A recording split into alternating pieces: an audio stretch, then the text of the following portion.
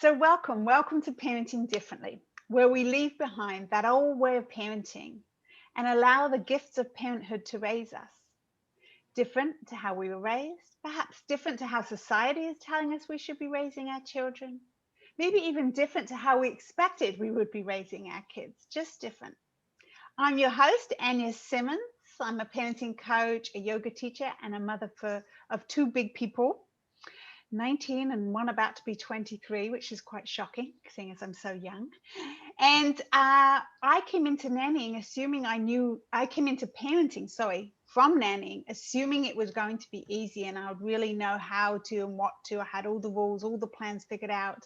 And took a while till I realized this isn't easy. This is deep shit. This is hard work. This is tapping into all of my triggers and all my vulnerabilities. And I had no idea that the journey would be so awesome, so difficult, and really life-changing in ways of getting to know myself.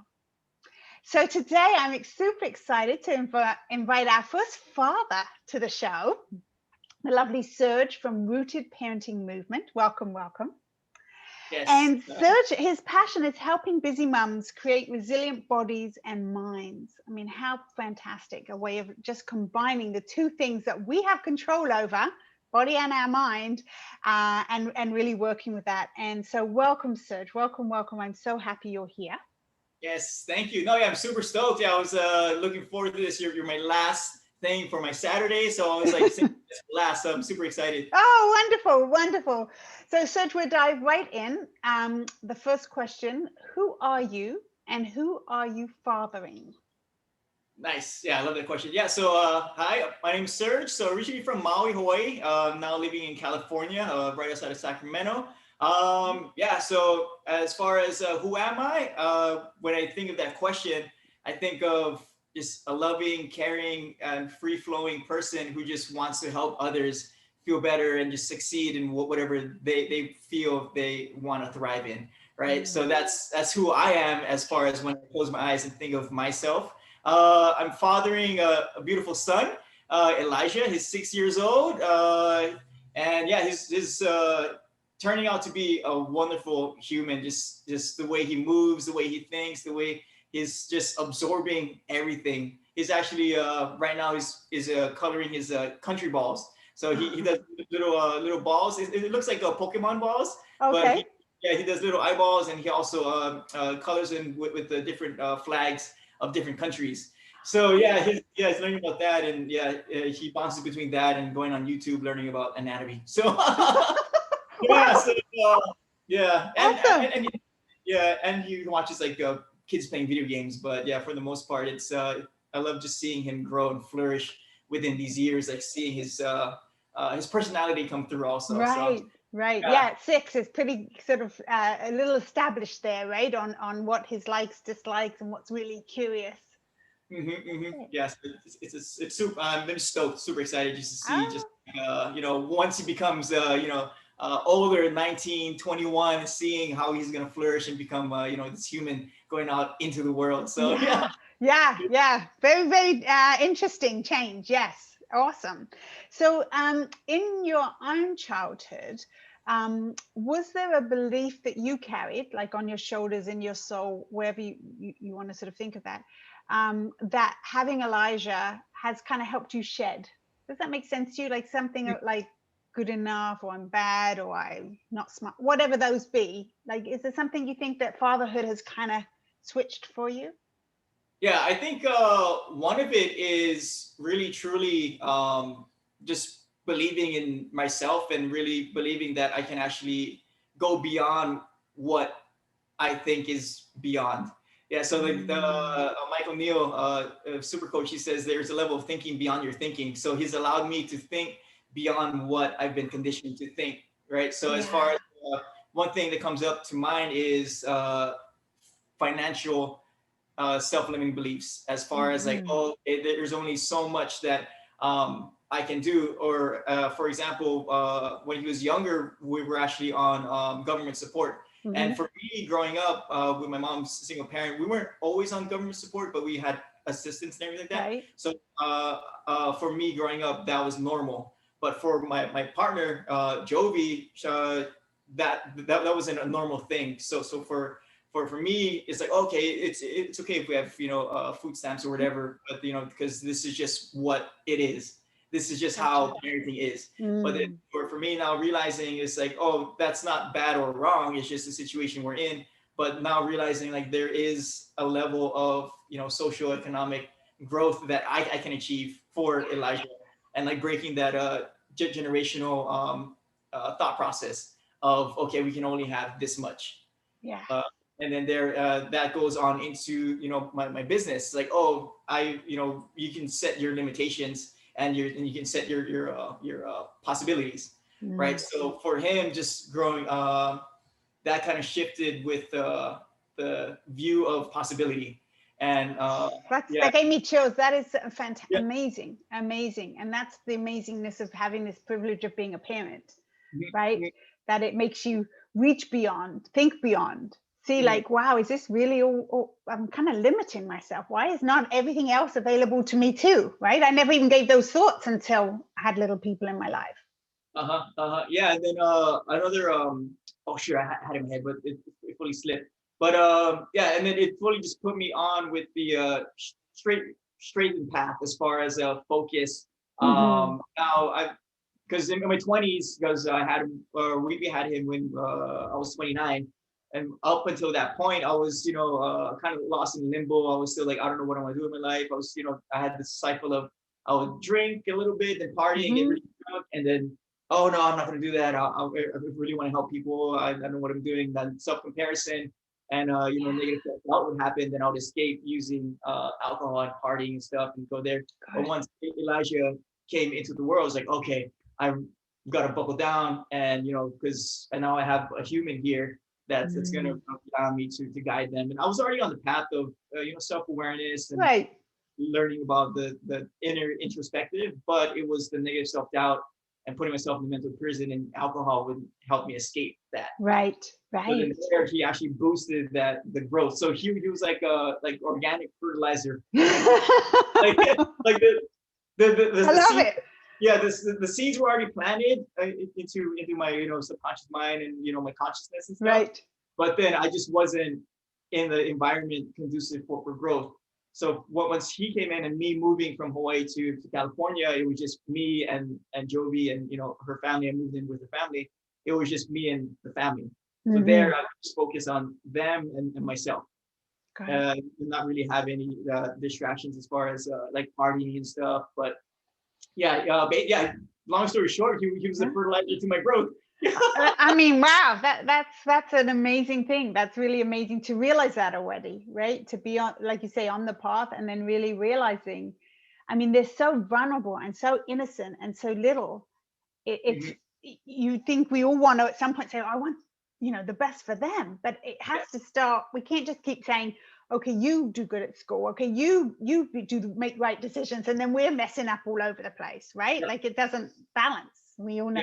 I grew up in England, and my stepdad often would say, and I think it's a British saying, don't do as I do as I say. And we know that's bullcrap. Like you're really learning, the real lessons are learning on how someone else is living their life.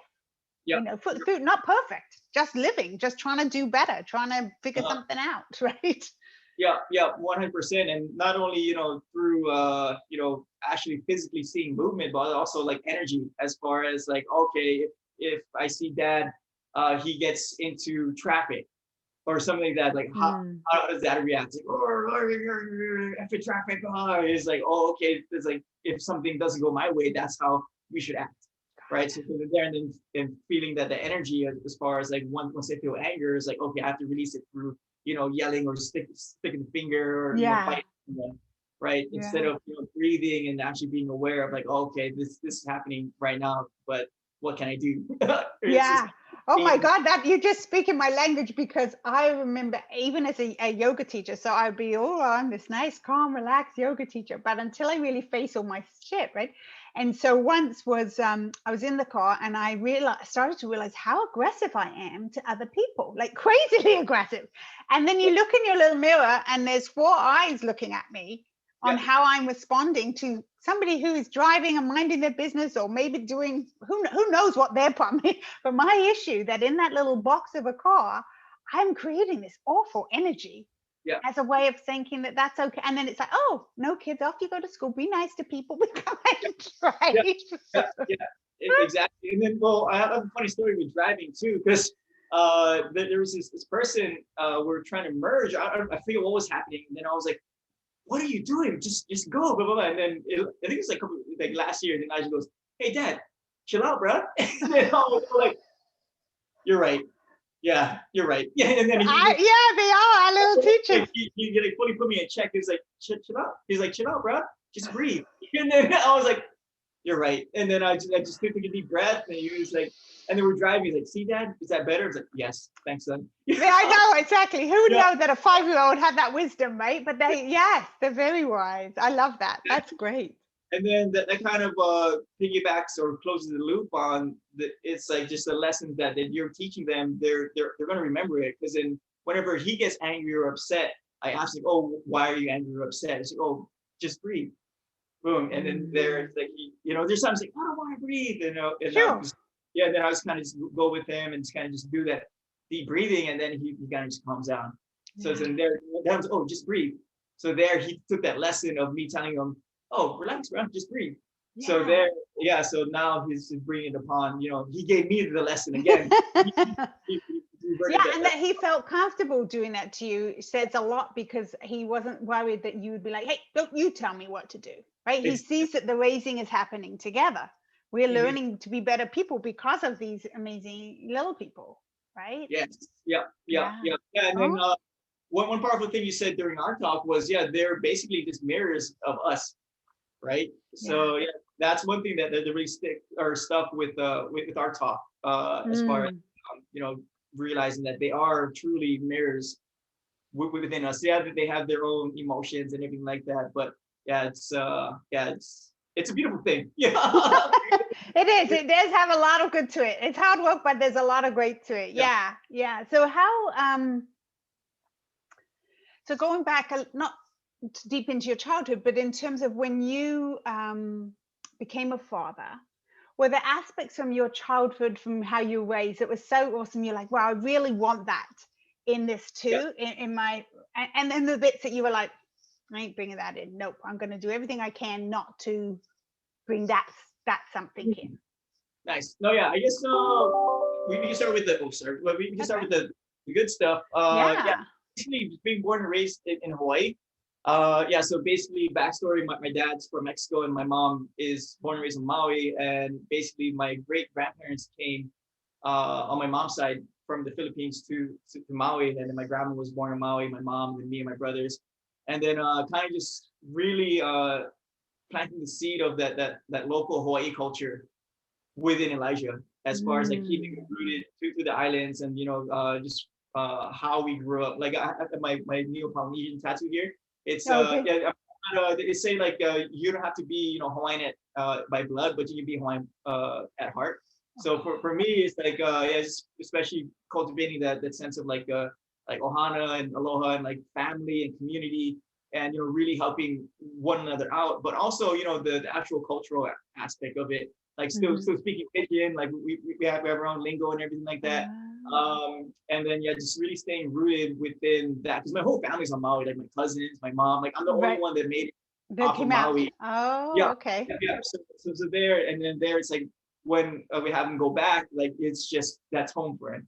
It's not like some random new, like he's got to tiptoe and really adjust to adapt to like the culture of like being local island boy, basically. So that's one. It's like staying rooted to the local island roots within the culture and the food and the people and all that stuff. There's some good stuff. It's and then number two, or the second question, as far as what do I not want to bring on as far as things that I've learned. I think it is the self limitation aspect of it, because in being born and raised on Maui, like for my experience, especially say social economic, most of the people that had money were people from the mainland, and more particular Caucasian people from the mainland. So say the tourists coming in, we were the you either work tourism or construction. So if you work tourism, you're catering to the people from the mainland or Europe, or there's some people that vacationers and stuff. So you're like the workers, and then also on the higher level, GMs or higher managers were implants from the mainland onto Hawaii. So then there it's like, oh yeah, or in my mind it's like, oh, in order to make it as far as socioeconomic, you got to be a white person from the mainland, or you got to be born and raised from the mainland, and that's the only way you can actually make it, right? So then there, kind of just realizing like, oh, no matter where you're from, who you are, even not only yourself, but even that's the beauty of like living in this type of that's a good thing about the Western world as far as capitalism and all this other stuff. Yeah. You can actually create within your means, and if then the infinite potential and possibility, if you put out the energy, because you're gonna start crossing paths with other people who are on this similar wavelength or even journey that's going to help you. And if you stay true to yourself, stay true to the love and care and understanding, you're going to rise up, and then you can really get what you ask for if you really put in the effort and your heart into it. So yeah, there and that's what you switched. Yeah. The self-limitation portion is what I want to kind of break the shackles as far as bringing onto Elijah. Amazing. Wow. I have to sit with that a minute. That's really something, right? Yeah. A conscious choice to do that too at this point, right? You can dream it and want it, but it's like, okay, putting it into action, and definitely that's what you're doing here. So for you, what do you think was the hardest part, or is the hardest part of being a dad, of fatherhood? What's been the hardest part, the part that you're like, whew? Yeah. Oh, shit. Everything. I think for me, it was really the energy and time that I was giving. So I was compartmentalizing things with Jovi, my partner, my girlfriend, and Elijah. So basically, there was a point where I was just giving all my attention and love to Elijah. Boom, boom, boom, and kind of not necessarily forgetting about Joe, but really being intent with like really seeing where she's at. Like, oh, like checking in, like emotionally, spiritually, and physically, and really seeing where she's at, and like showing the love. Like I would always like really just focus on Elijah. Okay, Elijah, like, but then really separating. But then now it's really bringing it together as far as like, okay, we're a one unit family type stuff. Yeah. So there, and then kind of coming into our personal life, there was a time in our relationship where we were kind of growing apart. So that's where it's like, okay, Elijah's love was like, okay, unconditional. Like she's not like unconditional love, but but it's still a person, a human. Yeah. I mean, an older person with their own stuff. Yes, for sure. Exactly. Yeah. So then there, it's like, okay, cool. It's like I wasn't really, we weren't really vibing on that interpersonal connection level. And then there, I was like, okay, let me get from here. Yeah, then, I'll be fulfilled this way then, right? Yes. Yeah. So then there's kind of like that was the tough part as far as like there was a moment where it was kind of separate, but now kind of sitting back and having a deep conversation with Jovi and like really breaking down the walls and diving in. So I guess that was more of partnership answer, but that was the one of the hardest I guess like storms that I had to go through and realize like, okay, one unit, one family nourishing each other's roots. Not like we have her pot, my pot, Elijah's pot, and then I'll put my pot in Elijah's garden and then come back here and then go into Jovi's garden. Right. And so, no, we're all in one garden nourishing one another. So that's one lesson in like kind of hardship that I guess like prospered through. Yeah, no, absolutely. And to have that awareness that, hang on a second, this is almost easy with the kids because they do at a young age, wait till they're bigger, but at a young age adore you or just loves, you know, hanging out and being with you. And in a partner, it's a different situation, right? And I see many moms and fathers get lost in the childhood part because you just assume the other one will take care of itself. And we know in the big picture, it's not going to take care of itself. You know, this idea that, and little people are needy, right? So we sort of gravitate to sort of fulfilling that until we sort of say, hang on, I need something for me, right? In there. Yeah.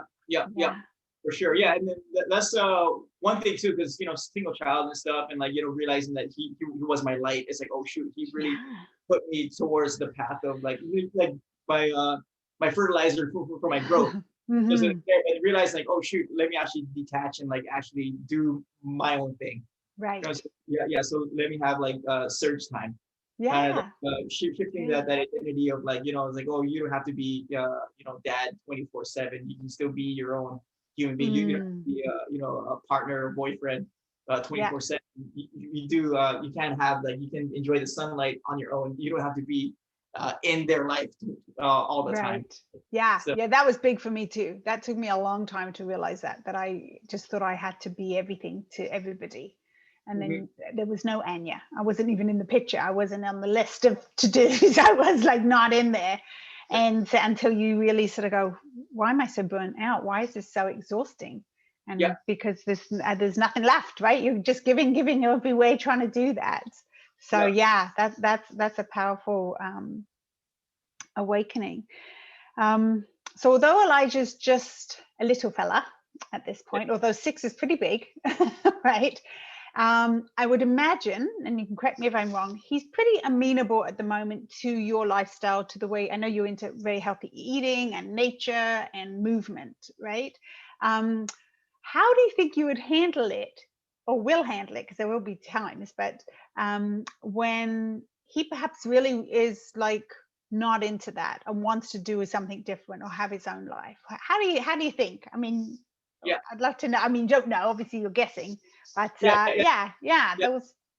No, yeah. So I guess like even now there's times where, you know, it's like, oh hey, let's move for a bit. It was like, oh no, I want to do arts and crafts or something like that. So there it's like I would let because he really wants to do it. I don't want to force him to do anything, right?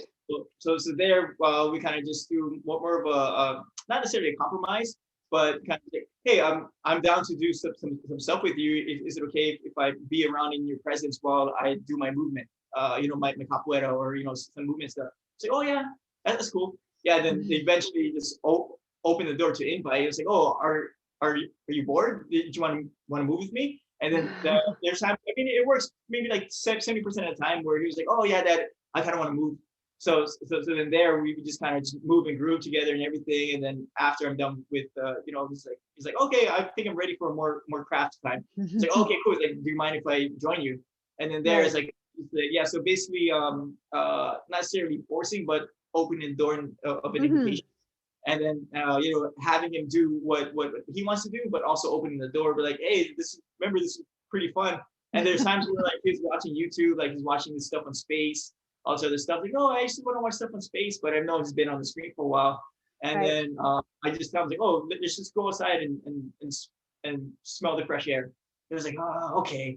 And then we go outside, and it was like, how about let's go walk down the block real quick. He was like, oh, okay, cool. And then after that, we're throwing rocks in the field, or like we're at the park. Right. And then, and he was like, this always happens, Dad. I don't want to go outside, but being outside, it's the best. Yes, so there it's still, and then I tell him like, oh yeah, we can still go back and you can still, you know, finish your we call it educational videos. Yeah, he's like, oh okay. So there is kind of more of having him do what he wants to do, but also leaving the door open and not necessarily forcing him through the door. Just showing him like, remember how much fun we have outside the door.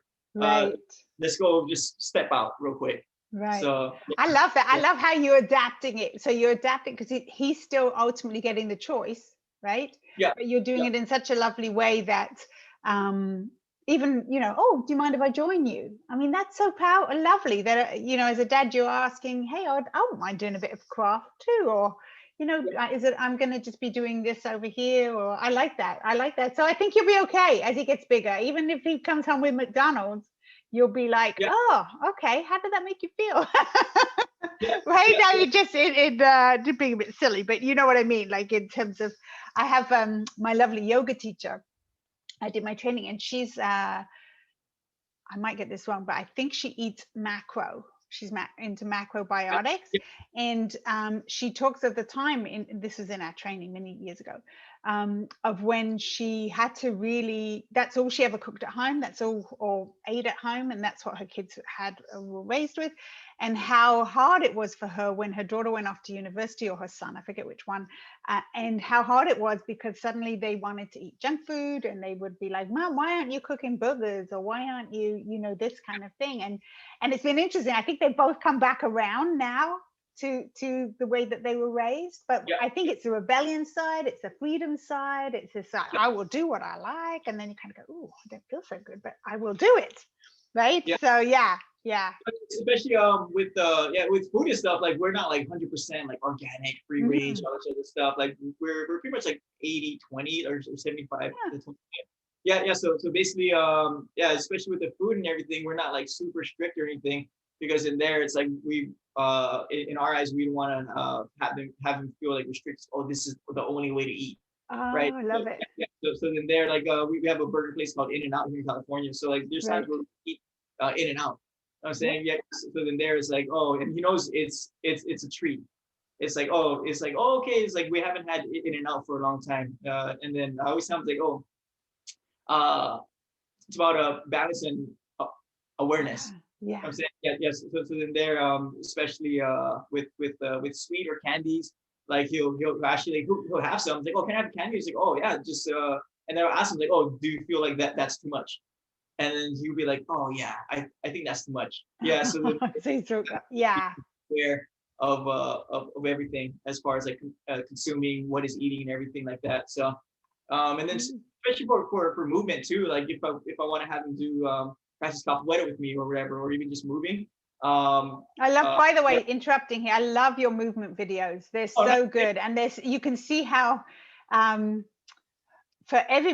so good in the parenting arena, because I saw your sandbag one, like we're just picking up kids all the time, or putting them up here, or these, and your movement and the ones you do with Elijah are just fantastic. Like you're talking with just movement. You're not sort of saying, okay, come do steps, right? Or squats. So good. No, and then as far as going back to when you said the seeds planted, as far as your friend or your instructor, my capoeira instructor was saying like, oh yeah, if he doesn't want to do capoeira anymore, just know that the seeds are already planted. So then he could not do capoeira till he's like a teenager. It's like, oh shoot, I remember doing capoeira with Dad when I was like 3 or 4. It's like, I want to do that again. So then the seeds of of movement are already planted. Yeah. So there's just knowing that as a parent, like just as long as it comes from your heart and it comes out of nourishment, you're planting seeds, even if they just do it for like a week or like 2 days. It's so true. And even the fact that you are so passionate about it, so you're doing it for your life. Yeah. So he sees that. Even if he rebels or whatever, he's going to see that, right? And like my kids, no, they want nothing to do with yoga, to breathing, to stretching. My son a little bit more when he's not doing good. If he's having a tough time, he'll be like, all right, fine, I'll do that yoga with you, come, right? But it's the same. You sort of go, well, they've seen, am I nicer after I've meditated? Am I a little more like happier? They'll see that, right? Yeah, and it's also, I call it a movement memories. So kind of just like, when you move and groove with your kids, like they're going to remember it. So then they're going to tap into that. And then if and when they have kids, they're going to go, oh, I remember, climbing trees. Or I remember climbing trees with Dad. Or I remember, moving around doing capoeira. I remember dancing with Dad. Or, just like all this stuff. I want to do that with my children. Yeah, so that's how that memories. And then I'm already in my mind's eye. I'm going to be 8 years old and still moving. Grooving, right? Oh, so why not? Yeah, and then there I'm now going to be moving, grooving with my great grandchildren. Yeah, so there it's like it's bigger than just like right now. It's like yeah, right now, but then there's like multi-generational. I Yeah. see the right. Yeah. So Yeah. yeah. So yeah, fantastic. So here's the last question then I have. So do you have a piece of advice? So if it's a new dad, he's just coming into fatherhood, and maybe even remembering back to yourself when you're holding your little fella. Um, do you have any advice that you would say to the father to help them on their journey? Yeah, I would number one, just I would say I know it's cliche, but really enjoy the moment, like right then, right there. Even when you're frustrated, you're angry, and you know you're tired, sleep deprived, and just know that they're only a baby once, and know that they're the light. They have joy, and it's and number one, it's not going to be easier. Yeah, so, but to know that each phase that they're growing through, they're the youngest and the oldest that they're ever going to be. So it's just like cherish those moments. I'm saying, yeah, especially when you're holding them when your baby's really tiny, and just cherish those moments when babies 3, 4 running around, just yelling, just going all crazy. Kind of cherish the moments when baby's 6, really getting into what they really enjoy, and being independent on their own, like enjoy that moment. So yeah, basically enjoy the phases, enjoy the days, and know that it's not going to be easier, but it's all worth it. Oh, Yeah, fantastic. yeah, Fantastic. Thank you. Well, Serge, thanks so much for being with me. And for all our viewers and listeners, I will have in the comments and in the write-up of these shows all of details of how you can get to Serge through Rooted Parenting Movement is his hashtag on Instagram and on Facebook. And if you'd like to work with him, you'll be absolutely able to find him there. So thank you yeah. very much. Nice. No, yeah, thank you. Appreciate you. Like I said, I'm just stoked and happy that the universe has brought us together. Because like I can talk to you for like hours. I already know. I know, really, it does. I feel like you're a friend, and it's like we've only had 2 chats. No, yeah, exactly. Like I would invite you to my house and have. Oh, awesome. Yeah. So, but yeah, I just want to say I appreciate you, and appreciate just like everyone just watching this, because yeah, it's all about, like you said, the choice, the conscious choice. We're all here together, and yeah, like I said, I'm an open book. If y'all need help, you just want to chat, if you just need advice, I'm here. So there you go. Said it all.